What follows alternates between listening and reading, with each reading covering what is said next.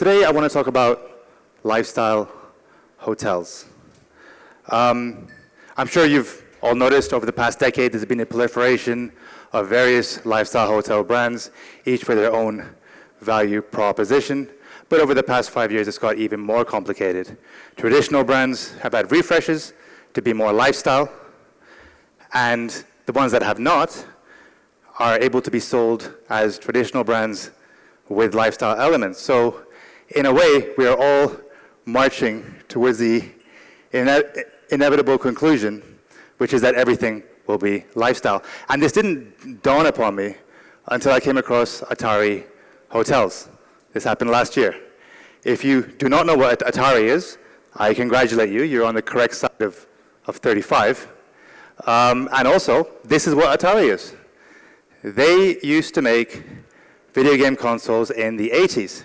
This used to be a powerhouse. One button, one stick, and the games looked like that, and the graphics looked like that. After Atari faded out into obscurity, they were not to be heard of for a decade or two, doing small things here and there, and all of a sudden, even Atari thinks that it's time to do a lifestyle hotel. So we want to look at lifestyle hotels. We want to look at some of the promises, some of the key aspects of it, and compare that as to what guests actually want, and see if these marry up at all. So at CBRE, we did an exploration of what the exact consumer attitudes are towards a lifestyle product. And today we're going to start with first talking about, in academia, what are the traditional pillars of a lifestyle concept. We then looked at the survey. Does this marry up with what guests actually want? Is there a correlation there? After this, we tried to quantify what the premium is. If they like the concept, are they going to be willing to pay more? And then at the end, we'll try to figure out what this all means. So when we look at what the four pillars are, strong visual identity, that's hard to argue. Lifestyle hotels tend to be design-driven. From there, casual, laid-back service, a second pillar of lifestyle hotels. The integration of local culture, sometimes overlooked but often present in terms of the lifestyle hotel offering. And finally, the idea that guests are willing to accept smaller rooms in favor of larger, more collaborative public spaces. So what we did, we sent out a survey. We asked individuals, what does lifestyle mean? The survey got, it was fairly robust, but before they got too deep into it, the first thing we asked, what is a lifestyle hotel? And they kind of fell into these exact four buckets. Strong visual identity came up again and again. Trendy, funky, design-heavy, unique style. These are the sort of words that came up regularly. The second pillar, in terms of casual, laid-back service, less prevalent, but hipster, welcoming, relaxed. This was also a recurring theme. And in terms of the collaborative elements, they were as prevalent almost as the visual identity comments. In terms of culture, when not prompted, it didn't really appear that much. So when you look at it as a whole, strong visual identity featured very heavily, and that goes all the way down to culture, which didn't really feature that heavily when not prompted.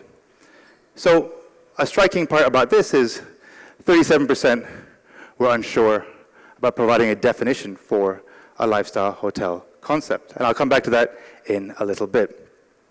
So then we sort of pressed it a bit further. Now we started prompting the people who were taking the survey. And in these charts, red is strongly disagree. It goes all the way up to, it looks black here, to strongly agree. And visual identity, as you would expect, pretty much everyone agreed. But when it came to the smaller room, there were problems with the concept. So 96% of people agreed with the visual aspect of it. But when it came to the smaller rooms, there were only 26% who agreed that smaller rooms would be better as long as there were public spaces for interaction. Now, that's kind of a problem because when operators pitch lifestyle hotels, the pitch sort of is you build at a 4-star cost And some of that is to do with smaller rooms, but you achieve 5-star rates. But in this region, we sometimes have to overspec hotels just to be in line with regional norms. We then asked, okay, so what does lifestyle look like to you? So we gave 8 pictures, each of which was lifestyle, one which was heavily themed. And we sort of asked, which of these appears to be lifestyle? And there was one in which had a giant safe vault, which I thought for sure would win, but it didn't. This was the one that overwhelmingly every single person almost picked as lifestyle, 92%. And to show, and this is a Citizen M in London, and to show how much of a landslide this was, number 2 came in at about 62%. I believe that was the one with the safe. And what's interesting about this is 37% of people could not define what lifestyle is. They couldn't verbalize it, but everybody could identify what it looked like, even if they couldn't express themselves about it. We then looked at the premium. What sort of premium would people pay for a lifestyle concept? And 41% liked the concept, don't like paying for it. So they said, I'll take the concept, but I'm not paying a premium at all. 31% went with 10% more, and you had 22% who went with 20%. The outliers, of course, God bless them, with 6% who would pay 30 to 40% more. I certainly wouldn't, but there are those who would. Demographically, people who don't want to pay a premium, older people who responded, and people who are paying over $300. And the idea is if you're paying over $300, you don't want to pay extra for lifestyle. So yeah, that magic sort of range is $100 to $150. That had the most positive response. When we broke that down a little bit more in terms of age, these were the number of guests that refused to pay a premium. So everyone under 24 is happy to pay a premium for the lifestyle concept. But as you get older, I suppose you get more grumpy, and you no longer want to pay. So once you get to 45, you're simply not paying for it. It doesn't appeal to you. And that's kind of in line with the target market for such a concept. When you look at average premium, once you take out all the zeros, it's pretty consistent. And people are looking at roughly a 16% across the board average that they would pay for a lifestyle concept. And if you wouldn't pay any extra for it, you probably wouldn't stay there anyway. So that sort of kind of fits in line with what operators pitch at. We then looked at what is the brand affinity. Do these guys even know what lifestyle hotels are? And would they prefer to stay there? So we asked, which would you prefer, a lifestyle hotel or a traditional hotel? So again, everyone under 24, all of them would prefer to stay at a lifestyle hotel. And that drops off as you get older. But when we gave them a list of 15 lifestyle hotels that everybody or most people would have heard of, the brand recognition was pretty atrocious. I mean, they only recognized 7%. So they would stay there, but they don't know what it's called or where to go.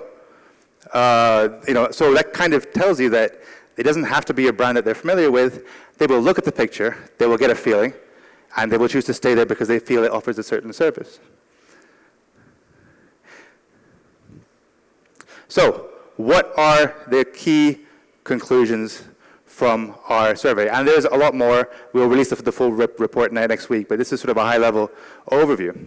And it's that, 1, do not overestimate the guest preference for smaller rooms. Often, developments start with smaller rooms, lifestyle hotel sort of concepts that you find in the West, and by the time they're finished, the development costs are in line exactly with a more expensive 5-star hotel. Secondly, do not worry about the brand penetration. So many times we've been in an operator selection process, and the brief is lifestyle hotel, has to be lifestyle. But when we get closer and closer to the end of the deal, all of a sudden the issues rise, such as brand penetration isn't there, they have no market presence, and that's kind of the deal. If you want a lifestyle hotel, you'll be a market mover, but there won't be many in source markets. So even if people haven't heard of it, they are willing to stay there. So brand penetration is not a problem. Lifestyle hotels work in In markets with a demographic under 34, I think that's in line with the brand identity of most of these brands, and at a price point between $100 and $150. They don't work once you go above that $300 mark. And once qualified, the guests are willing to pay a 16% premium. So, this is a high-level overview of our sort of research. And to talk about this more, I'd like to invite my panelists. So there's Paul Gardiner, the Chief Executive Officer of Mantis. There's Hicham Hassouni, the Strategy and Development Chief Officer of Boutique Group. There's Shane Lahiff, the Architectural Director of SSH, and John Northen of the Royal Commission for AlUla. Could you please join me in welcome them to the stage? Thank you.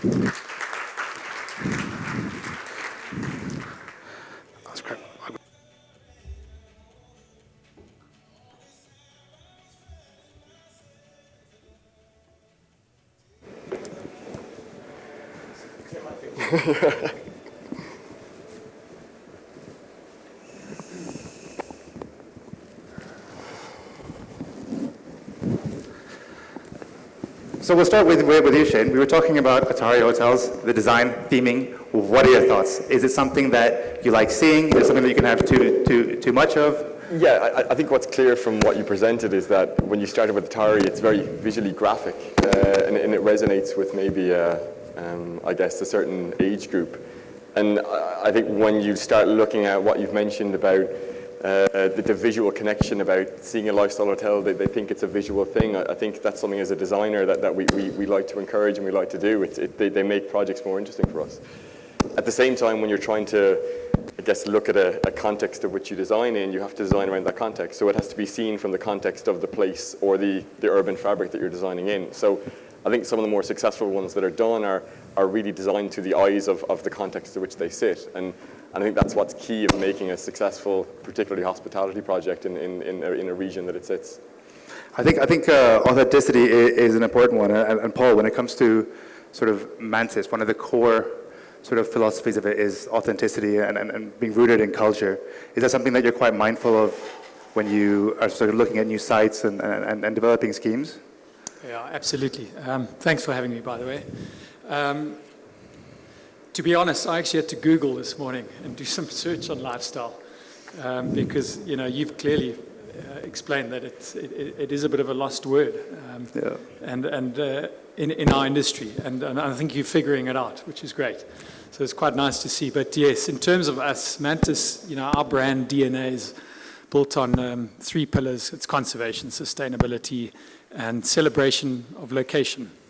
And so we live by that. And I think when you start talking about lifestyle, it's essential to the makeup of what we do. And when I talk about those 3 pillars, obviously conservation in terms of wildlife, we're very much an African brand. We are moving into the Middle East. We've got 4 projects on the go here, 2 in Saudi, which is really exciting for us because we're bringing that brand DNA over here. But it is conservation of wildlife and fauna and flora, basically. It's sustainability in terms of working alongside the communities and essentially employing them and educating them into the world of hospitality. And then I think the third one, the celebration of locality, it's all about the guest experience.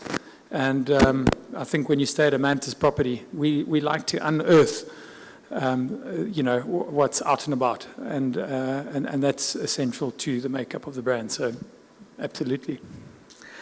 How does that sound to you, John? I mean, AlUla is rooted in traditional, tradition and sort of culture, and it's set aside from these lifestyle concepts. I mean, do you think that there's some overlap there between what Mantis does and what you're trying to do? Well, yeah, thanks for the question, Ali. By the way, I hadn't seen your presentation before, but I liked the picture you put up that showed all the different images on one slide that I think you said people like the most in terms of representing lifestyle. And it was quite interesting because I was trying to pick out all the different components, and I was amazed to see how many of those components actually are present in what we're trying to accomplish in AlUla. Of course, AlUla is very well known for the beautiful scenery, the incredible history and heritage.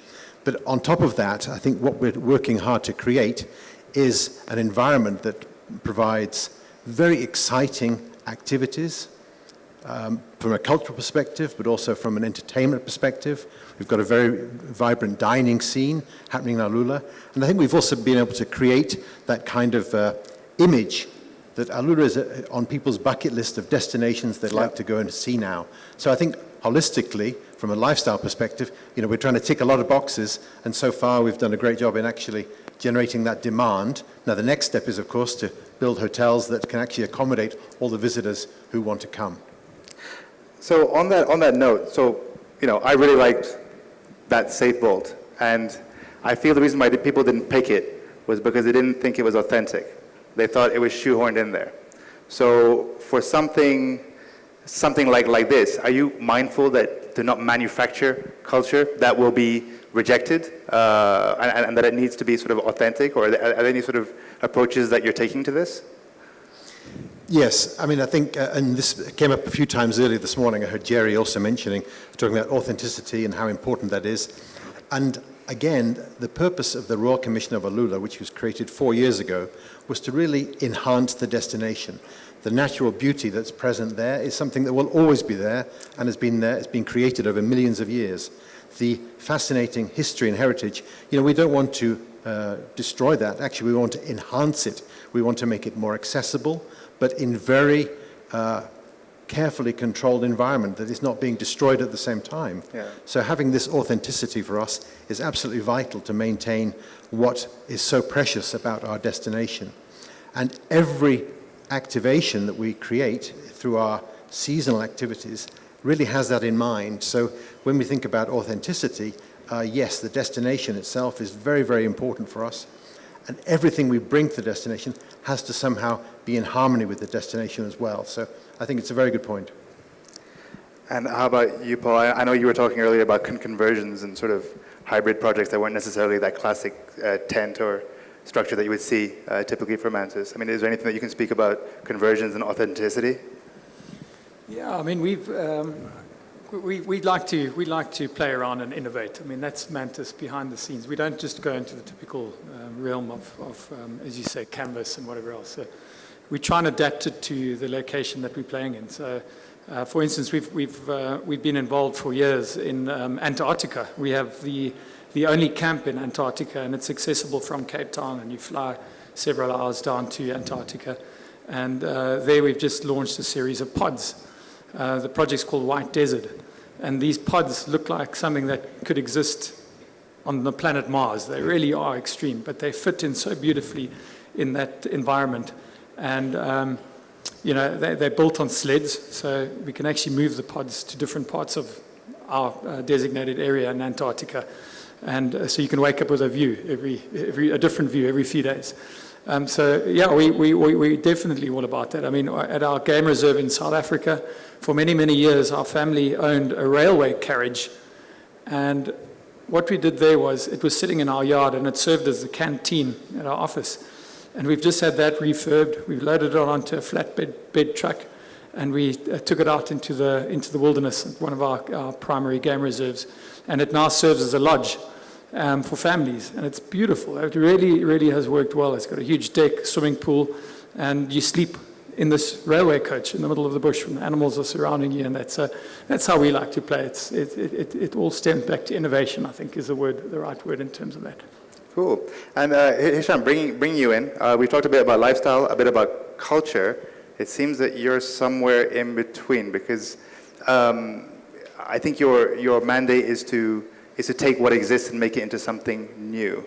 Would you be able to talk a little bit about sort of the boutique group and what sort of your mandate is and what your vision is?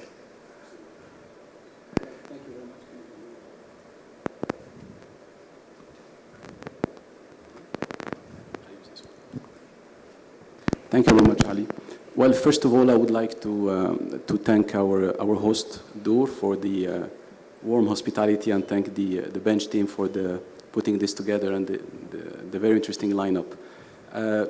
Allow me to introduce Boutique Group. We're probably the new kids on the block, just to help everyone understand who we are, what we do, and then make the link with the lifestyle aspect. So Boutique Group was announced just around 4 months ago, but by His Royal Highness. with the mandate to convert historical and cultural palaces into ultra-luxury boutique hotels. So as you can see, it's quite well-defined mandate. It has the conversion element, it has the historical and cultural aspect, and it has the ultra-luxury aspect. So it's quite well-defined.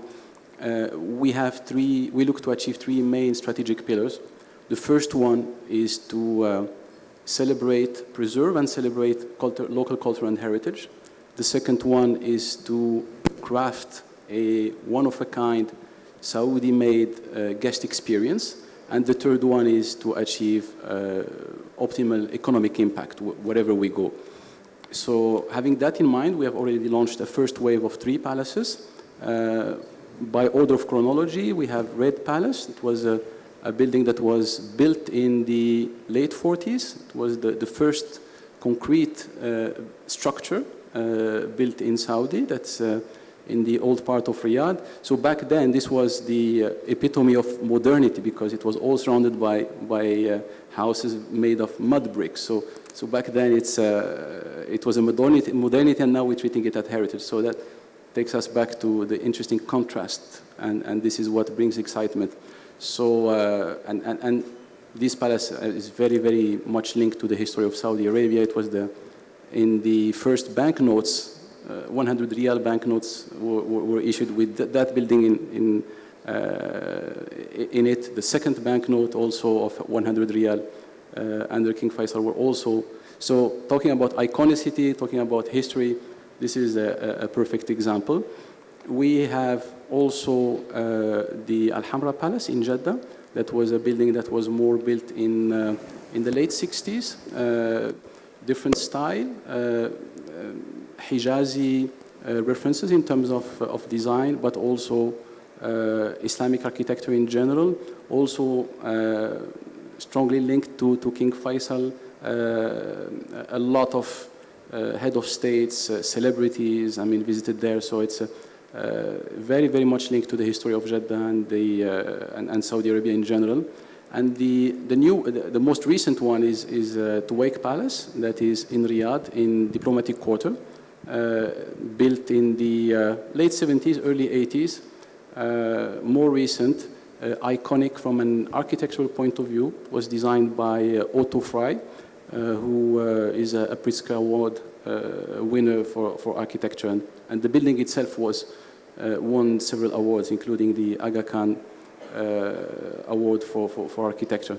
So Tuwaiq Palace is known for being really a hub for diplomats and the social life in Riyadh, but also known for his iconic architecture, mimicking really the Wadi Hanifa surrounding. So very interesting urban resort setting. So just on that point, you mentioned Saudi made. So what is your strategy? Are you planning to partner with third-party operators, or is the plan just to sort of develop your own capabilities and operate the hotels yourselves? Linking with the presentation, I think we very much fit into that lifestyle promise or that experiential promise, in the sense that we touched upon the design, but the second element is the service. In your presentation, you mentioned the appetite for casual service. We believe there is appetite for a genuine, authentic, very unique service. So in order to fulfill that promise, our strategy is to be an owner, developer, and operator. So the ambition is to develop our own operating arm, our own brand, in order to deliver a fully immersive Saudi experience and reflect that history and heritage into properly functioning, seamless guest experience. Understood. And Shane, what about you? Just bringing you back in, what are your thoughts in terms of architecture and design when it comes to conversions rather than new build? I would imagine they'd be completely different. Yeah, you follow similar principles when you design them, and I guess to start with conversion, I guess it's probably a segue into what you spoke about. Is it not working? No? Yeah, all right. We'll turn this up. Thanks. Better. On conversions, I guess at SSH, not on a hospitality project, but on a palace. One of our projects was in Kuwait to convert Al Salam Palace, which is an original place of stay for all of the heads of state that would come and visit Kuwait. I think one thing conversion offers you is a story before you begin, and it's a reaction to a building. And a lot of the buildings that are probably worth restoring and worth keeping and generally converting are ones that probably have that built in. So you might take a hospitality project, it might never have been a hotel. And you might say, well, what's the story around creating something unique and creating a unique story for guests to come and stay in? So for us, it's an extremely exciting project to kind of do, whether it's a hospitality project or a museum, for example. So the layering, how old it might be and kind of, even it might resonate with the culture. The culture might know the building a lot more than you did as a designer. So it's about respecting a building's integrity as well and what it was used previously for. And then your reaction to that, I guess, with other stakeholders like the client and an operator, about all coming together. So when you do conversion, it's tug of war between what you might get from an operator's brand or their standards. It's the aspirations of what a client might want for a building, and then a larger community as well that you have to service to make sure that integrity is kept in place. They're really interesting projects. They're not without risk. I think when we go into any conversion project, you bid for them, you get the job, and then you do the surveys after, right? There are certain things that can come undone as you go into it. They add complexity. You build and design around them. But as I said before, you do have to err on the side of caution. It's not something, even if you're bringing the building back to its core. Looking at, for a hotel, the room sizes might all have to change, generally speaking, because the structural grade at a certain point in time was a certain way. You might not get the ceiling heights you would have previously desired, but again, I think that adds to the authenticity that was spoken about earlier about designing conversion. Really, they're more challenging projects, but I think the end result is a lot more satisfying and rewarding, particularly when you look back on the projects 10, 15 years and how they age so well compared to maybe the new builds that you do today. I think on the new builds, and I guess going back to one comment that John had, SSH were the original master planning and delivery consultant for the AlUla winter camp. There was nothing there. I mean, it literally is the manifestation of a greenfield site. And one of the biggest challenges in that is, and as John spoke about, you look to your surroundings at that point. That's your inspiration. You take what you can and you design something around a visitor or user experience in that site. It does have its challenges, and particularly on a site like that, infrastructure, is key. So on an existing, I guess, facility, you might have certain things in place. But on a site like AlUla, when we arrived in 2018 and there was nothing there, I think what we had to do is basically, start from scratch, looking at how we get roads in, how we get power in, how we get the networks to work, and that's all before you even design. Yeah. So before I could design anything, with the team, what you ended up was a scenario where we had to make sure that it worked right from an infrastructure point of view, there was power there, and that's quite relevant to projects that are in region specifically, because there's a lot of master planning work that do need that in place before you can put pen to paper on a design. So I think both have kind of different complexities. I think that the latter being that the new builds give us as designers a clean slate, but sometimes it's nice to work into something that something has already been designed in, and then layering on top of that. So happy to work on both. I think they both offer something unique. From a brand's perspective, I guess, looking at recent conversions and the more successful ones, you'd never do a Mandarin Oriental in London as a new build. That's something that's integral to a certain context in which it sits. It would probably be too expensive to do that kind of facade. So again, there's certain things that we have to keep and remember to keep them in place if they're part of our culture and heritage, to make sure that we keep these buildings intact, but also add to it with the new stock of portfolio of new builds that we do to make sure that we're creating and designing history from today. So yeah, very interesting kind of topic, and yeah, it's something that we definitely look into in the office. Just in terms of a clean slate, I mean, this is one for you, John. Shane and I were talking the other day, and I told him how much I hate it whenever an architect designs something and it's approved, then I have to do the feasibility on the back end. And he says he hates it whenever there's a facility schedule and he can't build a thing or design it at all. So as somebody who's trying to manage all the children, so what is the best approach once you go on an individual unit by unit basis, once you start to get a bit micro in a master plan? How do you sort of approach that? First of all, I'd like to thank, I'm glad I gave you my microphone, by the way, because you spoke very nicely about AlUla. That was very nice, thank you. If mine breaks, please give it back. So, I think the most important thing for any master plan is exactly what Shane said. You start out with actually visualizing the surroundings and finding out the best way to complement that. Now, yes, once you start to progress, then there's the dilemma, how do you balance the needs of all the stakeholders?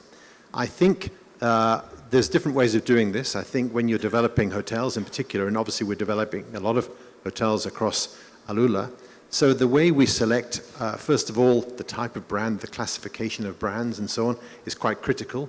We want to make sure that we have a nice balance of offerings for all the different types of customers we are envisaging coming to the destination. When we're selecting operators, of course, we also want to find an operator who actually is going to enhance the destination. So we want to make sure they're actually providing a nice balance between the strength of the brand they bring and how they will actually take on board everything that is on offer in the environment, in the destination. And I think that we found some very good partners who are actually very good at that. Now, if you have the right partners, then the balance comes between how do you decide what the priorities are. And I think in AlUla, we've got a very clear vision to make sure that, first of all, we are not coming in and taking over a destination or a community or taking over a location. We're coming in to enhance it, we're coming in to support it, we're coming in to provide opportunities. In AlUla, the population of AlUla town is 42,000 people. So we're creating jobs for those people, we're creating a very robust economy going forward, which actually will give great opportunities. So we look at, well, how can we provide that? So we've developed a language school. By the way, one of the languages you can learn in our language school in AlUla right now is the Nabatean language, which is about 1,000, going back 2,000 years. So having a language school, having a hospitality school, these are all facilities we want to make sure are incorporated.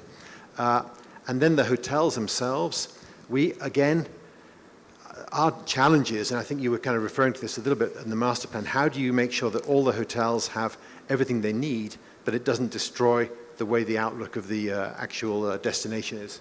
So we're trying to create some shared services, some shared facilities, which means we'll have some economies of scale around central laundries, shared back-of-house facilities, and actually many, many other items that groups of hotels can share rather than having to build everything in every location. And by the way, that's also very good for the environment. If you can have 1 or 2 main laundries for a destination, that's going to be much more environment. The water consumption will be lower, and there's many, many benefits of that. So yes, I think the key is the master plan has to be very pure and has to be something which is very carefully thought through, and you try and stick to that as much as possible, and then take on board the needs of all the stakeholders to make sure that everybody has what they require, but keep it in balance with actually the whole outlook of the environment. And I think we're trying to do that very carefully across AlUla. Well, I think low impact development is something that Mantis does a fair amount. I mean, can you talk a little bit about that and perhaps any supporting leisure facilities that really help drive that length of stay? Yeah, sure. I mean, we're all about low impact in terms of construction wherever we can. I mean, that's what we do stand for. And we're busy in the southwest of Saudi with 2 projects where we're looking at that quite closely and trying to be very respectful of the mountains that we're building in. And so the team are busy master planning that at the moment. But then you do talk about the guest experience, because actually, funny enough, that's the piece that we're working on right now. And because we're in the mountains, much like they've done in the Jebel Jay in Ras Al Khaimah, is to capitalize on that asset, being the mountains. So we're going to bring adventure to those mountains. And we're quite fortunate in that we have the property rights for the brand Bear Grylls. Now, some of you may or may not know of Bear Grylls, but he's the face of adventure around the world. And I've known him for several years, and we created a brand called the Bear Grylls Survival Academy. So the idea with this lodge is going to be to really bring adventure to the mountains through that brand. And so we're coming up with a whole lot of different IPs surrounding the Bear Grylls brand, and it's going to be intertwined within the resort, and then beyond the resort will be the real adventure. So the zip lines and tobogganing and some other interesting properties we're going to bring to play. So, and then it's also about, as I said, the conservation, which is what we stand for largely. So, we know, for instance, that the Arabian leopard is extremely endangered. So now how do we expose the guest to that? Because it's something you're very seldom going to see. I mean, I know they're in AlUla as well, and there's quite a big project going on there. So what we quite like doing with our guest experience is we'll do a talk. We'll probably get a guest speaker in to come and talk about the Arabian leopard. And then what we'll do with the guest is we'll go and the kids will be involved in this experience too, is, I don't know if you know what a camera trap is, but it's something you go and put out in the bush and you plug it in and switch it on, and it takes a series of photos if anything should move past that camera. So one of the projects we'll do there is plant a whole bunch of camera traps in those mountains. We may throw a bit of a bait down at each trap, and the guests will go and do that. Our guides will take them and they're going to explain why they're doing that experience. And then the next day they'll go collect all the camera traps and we'll plug them into the laptops, and the guests will see what we've encountered. It may not be the Arabian leopard, but there'll certainly be some other animals that come. So we try and unearth that whole conservation story too. So I think we are very much about the guest experience, and those are just a few little nuggets that I thought I'd share with you that we're busy with up there. And that's what will get that length of stay right, and just put a serious experience together, because it's not just about sitting at the lodge and sipping on a cocktail anymore. Guests want to go and unearth the incredible adventures that we're going to have on offer. And I think this country is just built for it. It is so exciting to see what's coming. And all I've done is Riyadh a couple of times. I came here just pre-COVID, and I was waiting to sink my teeth into this country. I'm back in Riyadh again for 2 nights, but I can't wait. I've been invited back to Al-Baha to go and see what's happening there. And John, you've kindly invited me to AlUla, so I'll take you up on that too. As a matter of fact, yes, you must definitely come and visit. And you mentioned the Arabian leopards, which are endangered species, and I think there's somewhere in the region of 200 that have been verified as being in the wild.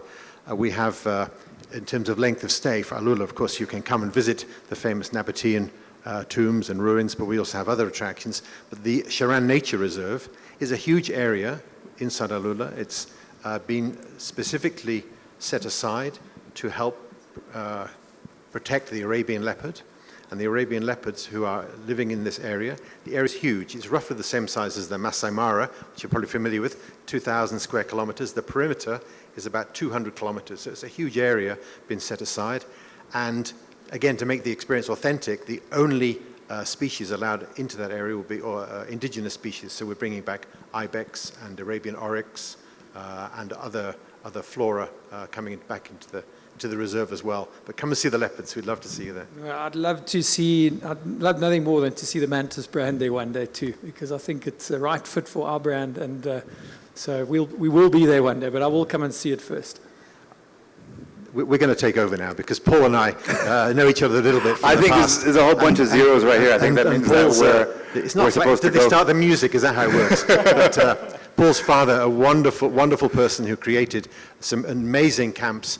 You must come and visit, and we'll arrange a Mantis for you in AlUla without a doubt.